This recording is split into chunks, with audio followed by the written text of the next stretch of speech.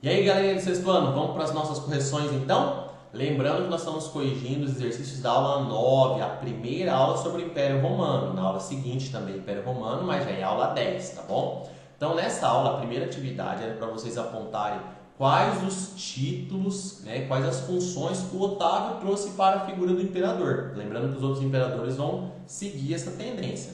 Então, primeiramente, o primeiro título que o Otávio deu para ele mesmo foi de César, em homenagem ao Júlio César. Ele se chamou então de César. Esse título vai ser o título que vai condensar a figura como um ser divino, uma máxima autoridade.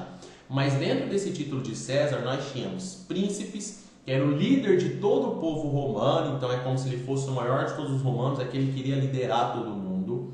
Augustus, que era venerado, então ele seria o líder da religião, ele seria o representante dos deuses na terra. Lembrando que esses deuses nesse momento eram de uma religião politeísta, então vários deuses. Um panteão romano, cheio de deuses, um para cada coisa, e era a visão romana dos mesmos deuses da Grécia. Lembrando, Júpiter era o maior deus, Marte, o deus da guerra, Vênus, a deusa da beleza. Esses nomes, depois, lá na frente, durante a modernidade, vocês vão ouvir falar que os cientistas pegaram os nomes e colocaram os planetas de acordo com as características dos deuses. Então, Júpiter é o maior planeta, então vai levar o nome do deus maior dos romanos. Isso aí lá na frente vai ser o resgate do classicismo.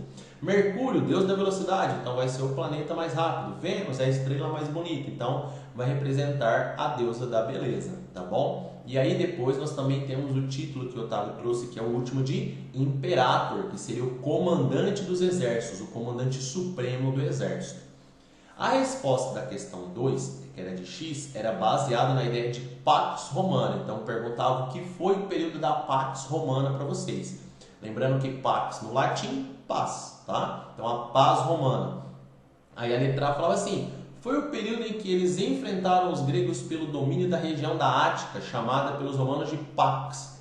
Lembrando que a Ática é a região onde fica a Grécia. Não foi esse período, porque os romanos enfrentaram os macedônicos pelo domínio da região. Eles já tinham dominado os gregos e os romanos dominaram os macedônicos e, consequentemente, os gregos. Então não era a letra A. A nossa resposta certa era a letra B, que falava assim: obtiveram um longo desenvolvimento cultural que veio de uma estabilidade de paz instauradas por Otávio. Então Otávio trouxe aquela prosperidade, não teve mais problema com as províncias, todo mundo se acalmou, o império prosperou. Começou a chegar comida das províncias, começou a chegar escravizados, o que vai causar problema para os plebeus. Mas aí, tema da aula 10. Na C falava assim: realizaram inúmeras reformas das províncias, reformando-as e depois libertando-as. Então está errado porque fala que as libertou.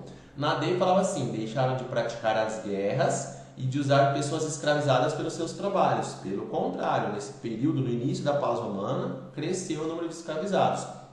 Até o fim do Império Romano, eles não deixaram de usar os escravizados.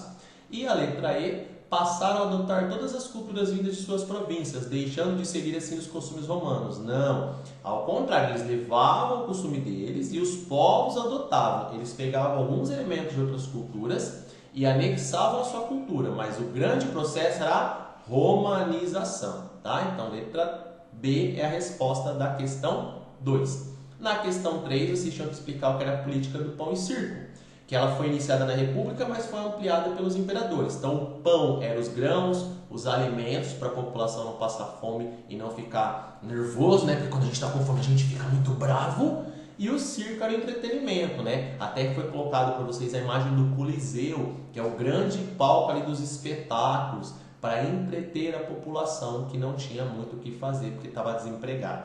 E na última, criatividade artística, vocês tinham que pegar um mapa e representar no caderno as rotas comerciais, então interligando o norte da África, a Península Ibérica, a Península Itálica e o Oriente e o Oriente Médio. O Oriente Médio e o Oriente. Tudo isso que foi estabelecido pelos romanos e vai continuar por anos e anos, e até hoje ainda existem essas rotas. Elas já não são mais tão comerciais por conta da existência do avião, mas o comércio que a gente tem entre os continentes foi iniciado lá pelos romanos, quando eles interligaram a África, a Europa e o Oriente, tá bom? Bons estudos e fiquem bem!